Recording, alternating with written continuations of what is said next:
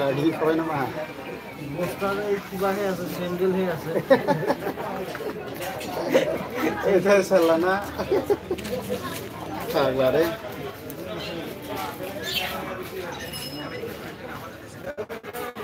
sandal হে পুরা হওয়া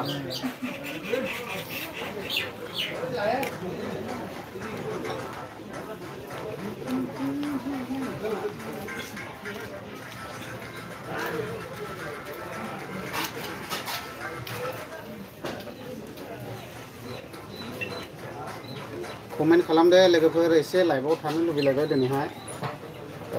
रायज्लायनोसैलाय दसे नङा होमबा लोगोफोर जायफोरा फ्रि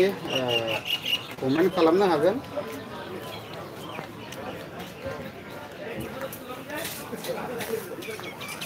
कमेन्ट खालामदो दे लोगोफोर दाना लाइभआव सोर सोर जयेन जाफैखो बबेनिफ्राय कमेन्ट खालामदो मारै दं खबरफ्रा एसे जास्ट दसे लाइभआव थानोसै आरोना नोंथांमोनजों ओरैनो 10 मिनिटसो 15 मिनिटसो थानोसै आरो रैसुमै नार्जारि ओइ मा खालामदों दङ ओरैनो माने बाजारावसो एसे बेरायलाबाय फैदोंमोन आं बेयावनो दसे लाइभआव थाबाय आरोना मोजां जिखिया मारै दं नोंलाय रैसुमै नार्जारि ओमफ्राय गामियारि फेमिलि ब्लग हेल' दादा होनदों हेल' थेंक इउ आंनि लाइभआवहाय फैनायनि थाखाय ओमफ्राय गामियारियानो होनदों हाय होनदों जिखिया जा आङो जास्ट बाजाराव दं आरो ओमफ्राय ओरैनो दसे नोंथांजोंहाय लाइभआव फैबाय आं दा कमेन्ट खालाम दे बयबो थाब वेलकाम दादा थेंक इउ माथो बाजै आच्छा दे लाइभ होदोंना दसे ओइ नानि गोदान लादों ओमफ्राय दे कमेन्ट खालामदो लोगोफोर दसे ओमफ्राय जोङो ओरैबायदि मोजां बाजारावनो जिरायगासिनो दंखायो रैसुमै नार्जारि आं आमथेखानि अके थेंक इउ सिस्टार आमथेखानिफ्राय आंनि लाइभआव फैनायनि थाखाय गोजोननाय थाबाय मारै दङ खबर सबर मोजां दा रैसुमै नार्जारि ना आंबो थांबाय थाखायोना आमथेखायाव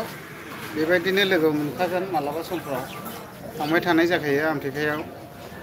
ओमफ्राय बयबो कमेन्ट लिर दे ओरैनो डाटा कमेन्ट फरायनि ना मानो होनबा नोंसोर सिरिल' नायनानै थायोब्ला सोर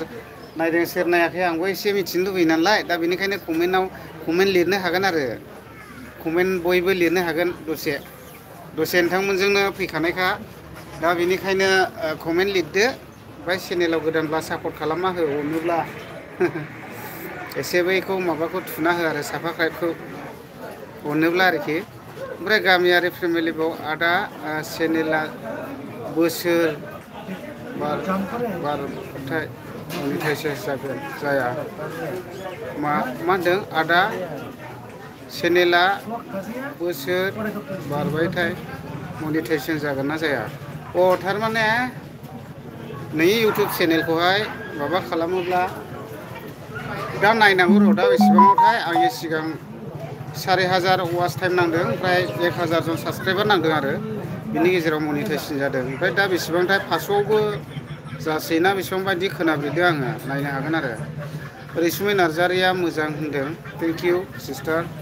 आंनि लाइभआव फैनायनि थाखाय ओमफ्राय गामियारि फेमिलिआव कमेन्ट खालाम दे बयबो अके कमेन्ट खालामलाय दे लोगोफोर ओमफ्राय दसे थानोसै बयबो कमेन्ट खालाम दे लोगोफोर लाइभआव फैबाय जेला कमेन्ट खालामनानै थांदो सोर बबेनिफ्राय हरदों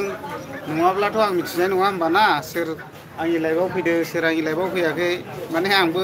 लोगोफोर हिसाबैहाय मिथिनो लुबैयो नालाय दा बेनिखायनो एसे कमेन्ट खालामदो आरो लाइभआवहाय लाइभआव ओमफ्राय जोंना नार्जारि ब्रादार फैदों नै थेंक इउ ब्रादार आंनि लाइभआव फैनो थाखाय मा होनदों बिथाङा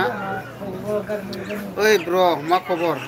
ओरैनो जास्ट दङ आं बाजाराव ओमफ्राय मोजां दा खबर सबर ने ओमफ्राय दा ओरैनो बाजाराव फैनायजों लोगोसे टाइम पास ओरैनो जिरायनानै थाबाय आङो दसे गाबखोलै माने बुहुत मानसिफोर फैदों आरोना आं देखायथ'वाखै ओमफ्राय आं कमेन्टखौ फरायजोबगोन दे रावनिखौबो गालाङा ओमफ्राय दाना मा होनदों सुकुर सिं जोंना बिगोल्सनि बिफा दै जिसिबि सालायग्रा नानि बिगोल्सखौ मिथिखागौ बयबो बेंगलरनिफ्राय आदा हरदों ओमफ्राय मा होनदों सिखा खुख्रि नांगौमोन फंबाय फै र' सिखा खुख्रि फानफैग्रा फैयाखैथ' दिनै फैयाखैलै आदा सिखा खुख्रि फानफैग्रा ओमफ्राय बेलेग दङ मोजां मोजां दङ दंनायालाय ओमफ्राय जे अरिजिनेल फानफैग्राया गैया आं नायहरदोंमोन बैयाव दं दंनायालाय दाबसे ओमफ्राय मोजां मोनालै आदा इयाव मोजां मोनो सिखा खुख्रि फाननाया ओमफ्राय दा दिनै माथो बाजै ओइ बाजै बहाय थाङा ओमफ्राय आं कमेन्टखौ फरायगासिनो दं दे रावबो सिन्था दाखालाम ओमफ्राय गामियारि फेमिलि ब्लगआ मा होनदों कमेन्ट ओमफ्राय सान गयारि 964 अबेनिब्रा आदाया अके आंखौ मिथिनो लुबैना सोंनायनि थाखाय थेंक इउ स' माच ब्रादार आङो माबानि आरोना चिरां डिस्ट्रिक्ट खैला मैला BCDC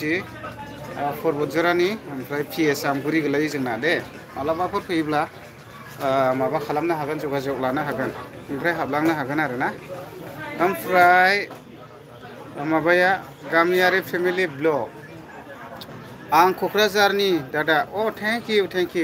क'क्राझारावबो जों थांबाय थानाय जाखायो दैलिनो खामानिनि मानि थांनाय जायो बाय नै दिनै थांनाय जायाखै मैया लोगोफोर थांदों बा लोगोफोरजों थाङो आरो ररा दसे ओमफ्राय नार्जारि दासान्दि जकिंआ नामजादाथार माथो ब्र' बयहाबो गावबा गावलै जोंबो बेफोरबायदि गिदिंबायोलाय अनेक माबा इनभाइटेसन जायो खिन्थु जों समाव बायो आरोना गावबा गाव बेरायथों बेबो माने प्रेसन खालामो खिन्थु गावबा गावनि सायावसो डिपेन्ड होयो आरोना बयबो जौगानांगौ बयबो मिथिसार जानांगौ जे बर'नि गेजेराव बेरायथों ओमफ्राय जोंबो अनेक जोंखौबो इनभाइट जायो खिन्थु जों माजे समाय जोंना पार्सनेलि खामानि थायोना बिनि थाखायहाय जों सहैया आरो मानो होनना बुङोब्ला बेबायदि ससियेल मिडियायाव ओंखारनोब्ला मानसिना फ्रि थानांगौ ओमफ्राय खामानि दामानि गैया जानांगौ आरोना होमब्लासो माने फ्रि टाइम थायोब्ला टाइमखौ होनो हायो आरो मानो होनना बुङोब्ला जोंना बेलेग खामानि थायोना नोंथांमोनाबो मालाबा समाव ससियेल मिडियायावनो आं एफा एनै क्लिप होयो मिथियोबो जानांगौ दा बेखायनो पार्सनेलि खामानि थानाय हिसाबै जों टाइमखौ फ्रि होनो हाया आरो बयबो जौगानांगौ बेरायथों ब्रादाराबो ओमफ्राय बेजों लोगोसे SB मा ओंख्रि आदा जों ओंखाम जाथ'वाखै ब्रादार जास्ट दङ जोङो बाजारावसो ओरैनो बेरायलाबायदों आंजों लोगोसे बेबायदिनो सासे आदा दंफायो नै फुरा नायगासिनो दङ लाइन सिनेमा नायदों नैलाय बेयो सिनेमासो नायदों ओमफ्राय बेयाव गोबां मुलि बायदिसिना मोनो दै नै ने आदा मा मोनो आदा सानाय सुनायनि मुलि दङ आथिं आखाइ बायनाय लोरिनाय जिं मोननाय रोदा खेबनाय गासिनबो मोनगोन नै बे आदानाव बिराद मोजां दे मुलिया नै हाग्रानि गोजा नै बिन्दों बिनलानि ओमफ्राय आं बे आदाजों आंजों जिरायनानै दं आरोखि खैला मैला बाजाराव फानदों बिराद नाङो गोबां मानसिफोरानो प्रमान मोननाय दे दा बेबायदि आरो प्रयजन जायोब्ला नैबे आदाखौ जगाजग लानो हागोन रैसुमै नार्जारि नों आंखौ सिनायखायो ना नों अके सिनायखागोन जायगानिखौलाय माथो सिनाय जानाय ने मोनजाय आथलाखो ओमफ्राय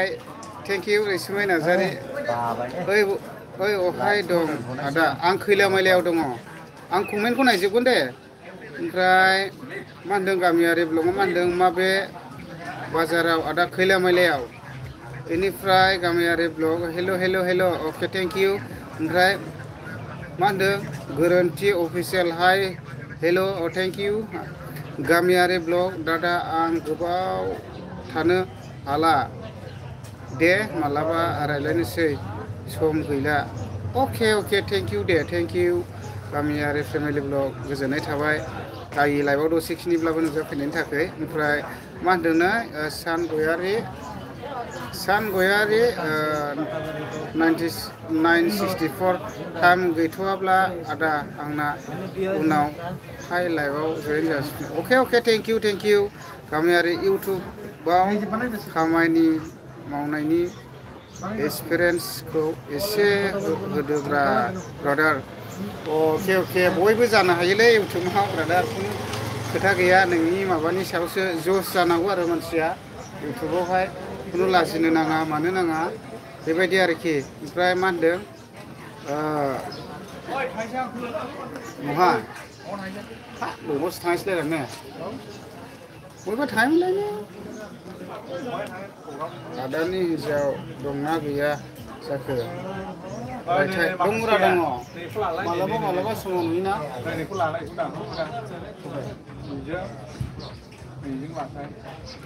मा दिन्थियो दङ ओमफ्राय दा जों एसे बाजाराव बेरायस्रोलाबायनोसै ना मा होनो लोगोफोर नायलाबायनो हागोन एसे बाजाराव बेरायनो दे जों आदै सिखा सोंदोंमोन आदा सुखुरसिङा नै सिखायानो इदिसो मोन्दों ओरैहाय नै इदिसो सिखाया सिखा मोजां मोजां गैयालै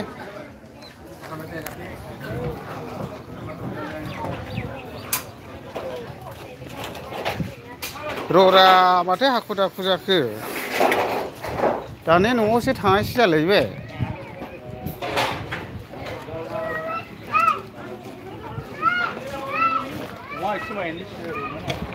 ओमफ्राय मा मोनबाय थाहैनाय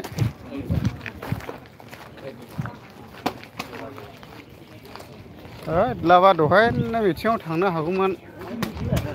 काजलगावआवलाय बिराद गिदिर मिथिं दंमोन हाथायानो बायजोब्बाय नै कमेन्ट खालामनो हागोन दे मा होनदों आंना हिन्जाव दंना गैया अके ओमफ्राय नार्जारि ना लकेल ओंखारोलै ब्र बाजाराव अके अके नै दिनैहाय माबासो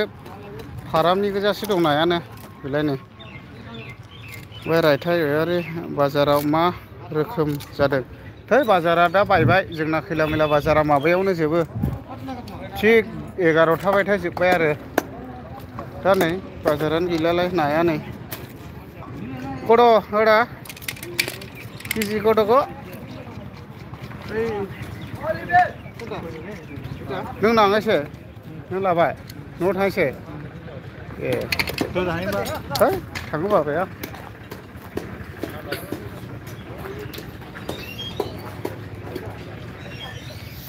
बायबायानो बाजारा मथा मथि जोंना खैला मैला बाजारा एसे थाबैनो बायनाय जायो ओमफ्राय दाथ' आरो बयबो गावबा गाव न'फ्राव थांजोब्बाय ओमफ्राय दे कमेन्ट खालामनो हागोन दसे लोगोफोर आं बारा गोबाव थानाय नंला अनलि आङो माबासो थासिगोन 20 मिनिट 20 मिनिट लायनो 10 मिनिट दे थांदो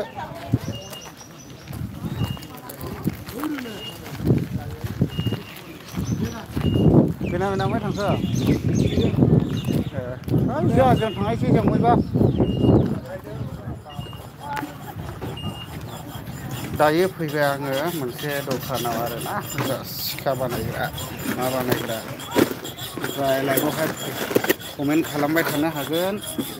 आं एसे बिथांमोनजोंहाय नायनोसै सिखा बानायनायखौहाय आरो ओरैहाय उनगासिनो दं बिथांमोना खोनादों जानांगौ आवाजखौहाय नै माने सिखा बोराय बोरायखौ बेयाव बानायो आरो फाइन होयो ने दा ओमफ्राय लहा खंख्रा खंख्रिखौबो बानायो सिखा बानायो ओमफ्राय अरा हुखारे आमा लुन्थिबारि हिली हुखारेन सालावना हिली हुखारेन सालावना हुखारे सा दखान रे मेनाया अच्छा बाफ्ला टिसु हुआ आमा बस मेनाया तिही जिल बां जमा साबाय ना सुख्रि जिल तिही खिड़िंग खिदी आमी किसी आमा उधर टी चला इन तेही पेड़ा हरो हाँ बानायदों नै सिखा बानायनायाव बिराद मोजांथार इयो अपोजिट बेयावनो नैबे खैला मैलानि बाजार फार्स्ट मोननायावनो बेबायदि आरोखि बेखौनो मोनग्रोखागोन बेदर गोदाग्रा खाथियावनो आरो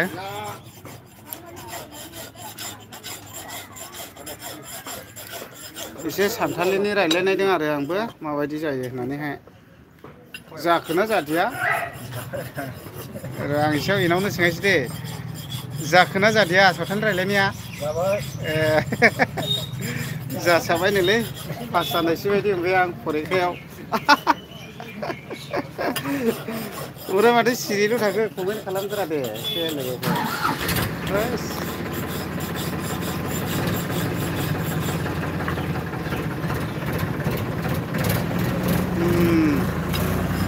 टाइमालाय खयथा जाखोरा 11टा बयबो खामानि मावनायनिसो सान दा बे हिसाबैनो बारा गैया आरो लाइभआवहाय मानसिफ्रा ओमफ्राय कमेन्ट खालामनो हागोन दे सोरबाफोर गोदान फैदोंब्ला आंनिबो रुवा बानायनांगौलै माने मोनसे माबा होनांगौ बिदि फिथाइ होनांगौ लाबोनांगौ र' हाथाइखालि लाबोनाय आं रुवा गोदानसो बानायनांगौ दं बेलाय सिनिथो मोजां जाबायलै खिन्थु रुवाया बर'बो गोरोंलै नै बिराद स्मार्टखा बर'नि रायलायनाया औ जायगायावनो संसार जानायनि नालाय बयबो मिला फिथोरि दा बे हिसाबैलाय गोरों आरो बर'निबो